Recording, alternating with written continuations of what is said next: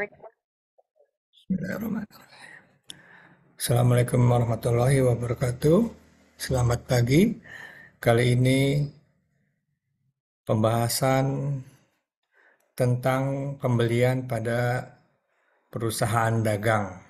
Ya, jadi ini merupakan video ketiga dari serangkaian belajar akuntansi dengan metode 10 transaksi. Baik, transaksi yang akan dibahas kali ini cuma satu, yaitu membeli inventory. Nah, untuk membahas pembelian inventory yang merupakan transaksi keberapa? Transaksi ketiga ya, para pembelajar sekalian. Itu transaksi tersebut merupakan kelanjutan dari transaksi sebelumnya. Jadi kembali kepada prinsip yang digunakan pada akuntansi yaitu going concern atau kegiatan berkelanjutan. Ya, jadi kita atau laporan keuangan itu adalah laporan yang merupakan kontinuitas atau kegiatan yang terus-menerus sambung menyambung menjadi satu. Wah, ini kayak lagu ya. Nah, jadi kita atau Bapak Ibu, saudara-saudara sekalian, memulainya dari laporan yang sebelumnya. Jadi laporan sebelumnya PT Satu Bumi sudah mendapatkan modal dan modal itu diterima berupa dana di bank dan PT Satu Bumi juga sudah punya harta tetap dari pinjaman. Ya, kalau baca ini aja tidak perlu diingat secara rinci ini harta tetapnya apa. Ini banknya di mana dan duitnya dalam bentuk apa ya.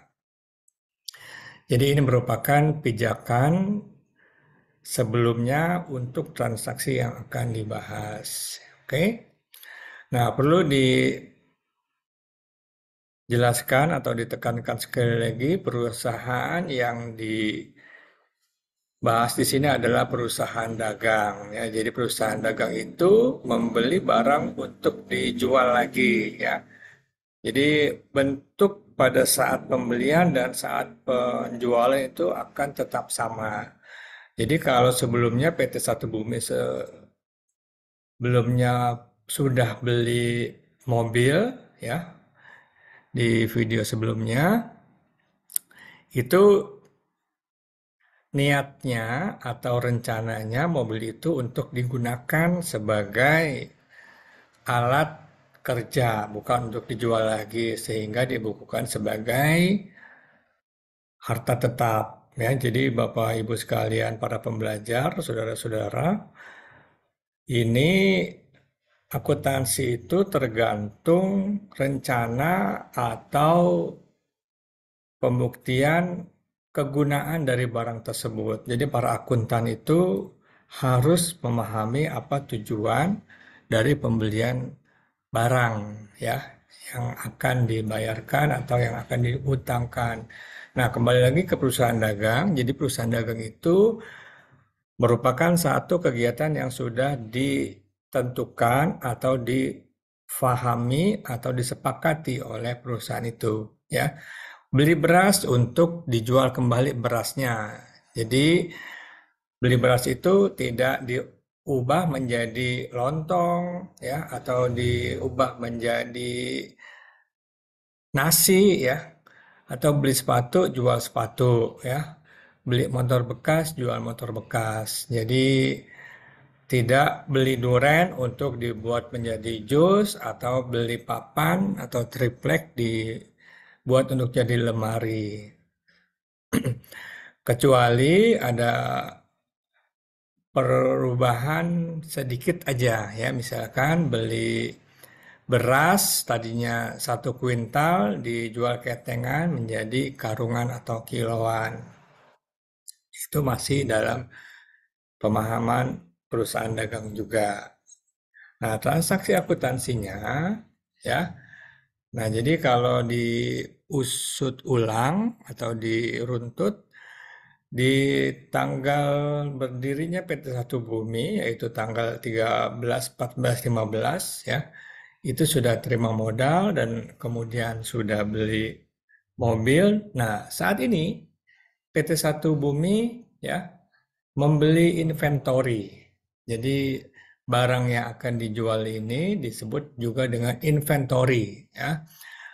Nah, kalau sebelumnya dibahas macam-macam, nah PT Satu Bumi ini akan berdagang kandang burung ya. Jadi PT Satu Bumi membeli inventory berupa kandang burung senilai 50 juta rupiah tunai. Ya, ini transaksi akuntansi. Ini mesti paling nggak menuliskan tanggalnya, kemudian nilai rupiahnya, kemudian metode pembayarannya. Jadi tunai ya. Jadi kalau sebelumnya itu adalah hutang pada saat membeli mobil pick up ya. Nah, 50 juta ini ya, harga beli satuan kandang burung adalah 100.000. 100.000 per piece ya, itu bahasa kerennya ya. Sehingga jumlahnya untuk 50 juta sebanyak 500 buah dan harga termasuk ongkos kirim. Oke. Nah, diingat-ingat lagi atau digunakan lagi siklus akuntansi yang pertama adalah tentunya ada transaksinya, ini merupakan transaksi, kemudian membuat jurnal. Jurnalnya adalah debit inventory dan kredit bank, ya. Nah, ini perlu dipahami, ini jurnal ini berasal dari transaksi ini, 50 juta tunai ya, yang berkurang banknya dan bertambah inventorinya. Itu siklus akuntansi yang pertama. Ya, kalau di dalam buku itu perlunya ada pemahaman atau klarifikasi atau meneliti atau menggunakan kata-kata yang macam-macam lah. Jadi pada prinsipnya adalah untuk mengetahui akan dibukukan kemana ya. Jadi perlu tahu juga ini kandang burung buat apa. Kan orang kan perusahaan itu juga ada yang beli kandang burung tapi untuk dipajang ya di lobi kah, kemudian atau digunakan sebagai hadiah atau lain sebagainya. Cuman di sini sudah dipahami PT Satu Bumi beli kandang burung untuk dijual. Ya. Lalu siklus akuntansi yang kedua adalah mencatatnya di buku besar sehingga kembali kepada penjelasan di video sebelumnya atau di buku di bab sebelumnya adalah mencatatnya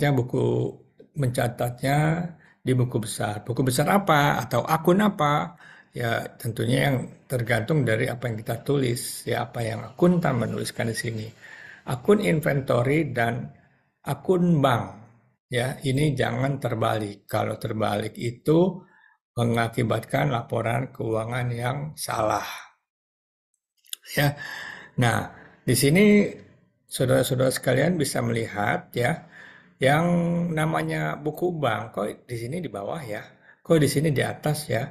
Nah, ini ada kaitannya sama urutan pada saat membuat atau pada saat dibuatnya neraca. Jadi yang namanya bank itu harus atau umumnya itu sebetulnya ada ketentuannya ya. Ada di bagian pertama di laporan neraca di sisi aset atau aktiva. Jadi ini bank di atas atau di baris pertama, inventory di baris kedua, harta tetap di baris ketiga. Ini merupakan satu ketentuan yang diatur oleh PSAK ya. Jadi pada saat membuat buku besar ya, ini banknya duluan ya. Nah, kemudian inventory di bawah. Ya, jadi itu urutannya seperti itu. Nah, ini di debit inventory. Nah, kembali kepada alur transaksi PT Satu Bumi.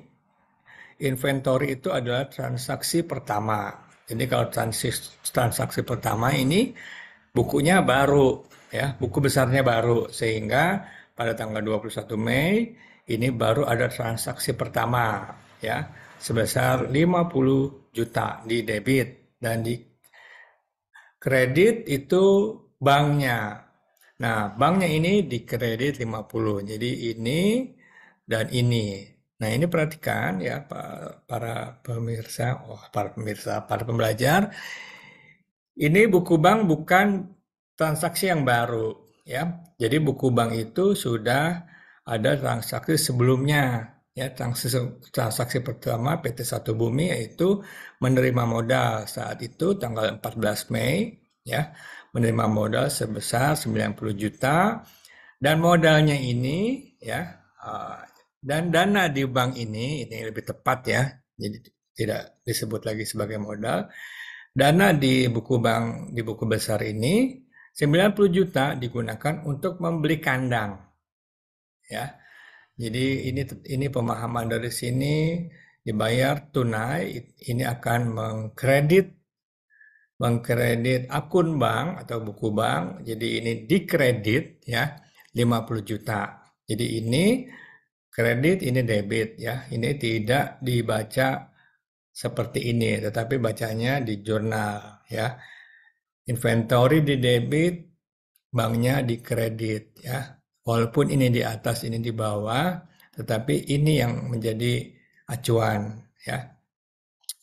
Nah, setiap ada perubahan di buku besar, ini harus selalu langsung dihitung saldo akhirnya ya. Jadi buku bank ini awalnya ada debit atau ada penerimaan sebesar 90, kemudian ada pembelian kandang 50, dan ini akan mempengaruhi atau berakibat kepada saldo akhir. Saldo akhirnya menjadi tinggal ya, menjadi sisa 40. Dan inventorinya 50, tidak ada transaksi lain, otomatis akan menjadi atau tinggal atau hasil akhirnya jadi 50. Demikian transaksi pertama dan kedua yang dipahami dengan siklus membuat jurnal dan siklus mencatat di buku besar. Dan siklus ketiganya apa? Siklus ketiganya adalah membuat laporan keuangan secara simultan. Ya. Jadi sesudah membuat jurnal dan mencatat di buku besar, lalu membuat laporan keuangan. Nah, laporan keuangannya adalah sambungan dari laporan pada transaksi kedua. Jadi ini merupakan laporan sebelum transaksi ini ya. Ini banknya sebelumnya ada 90, harta tetapnya ada 30, dan ada pinjaman 30 dan modal 90. Ya, ini menjadi catatan sebelumnya ya. Kalau dalam pembelajaran ini yang harus diingat ya. Kalau di dalam penggunaan sistem akuntansi dengan komputer ini sesuatu yang udah ada gitu loh. Jadi perlu diketahui juga kalau di sistem komputer ini membuat kita tidak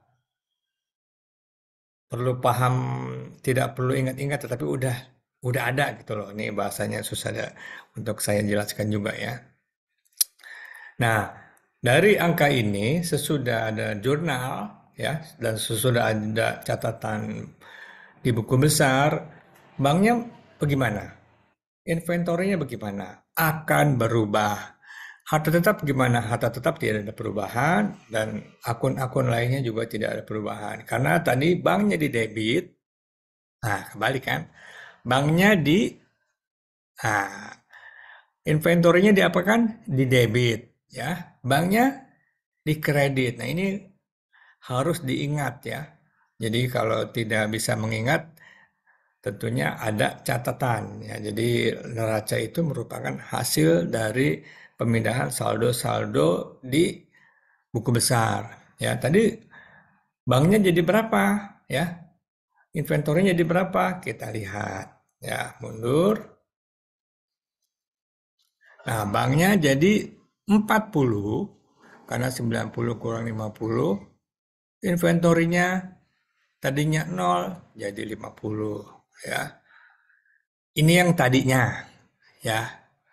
Setelah transaksi akhirnya bank menjadi 40. Ini 40 dari mana? Dari 90 dikurang 50. Inventorinya dari mana? Inventorinya ini transaksi yang ada pada pembelian inventory tanggal 21 Mei. Nah, ini yang lainnya tidak berubah. Jadi hanya bank dan inventory. Tanggalnya tanggal 31 Mei. Nah, ini yang perlu dipatok ya. Setiap laporan selalu laporan akhir bulan. Bisa nggak laporan tengah bulan? Bisa. Tetapi itu hanya merupakan laporan interim atau laporan sementara. Nah, jadi sesudah transaksi ketiga, laporan neraca PT Satu Bumi nampak seperti ini. Ya, ini ada proses di drill ya atau digali 40 dari mana tadinya 90 banknya kemudian dipakai buat beli kandang burung 50 jadi tinggal 40. Inventorinya tadinya nggak ada, kemudian inventory bertambah jadi 50. Harta tetapnya sudah dibahas sebelumnya, juga pinjaman dan modal ya. Demikian pemahaman yang dapat saya sampaikan pada video ketiga ini. Terima kasih.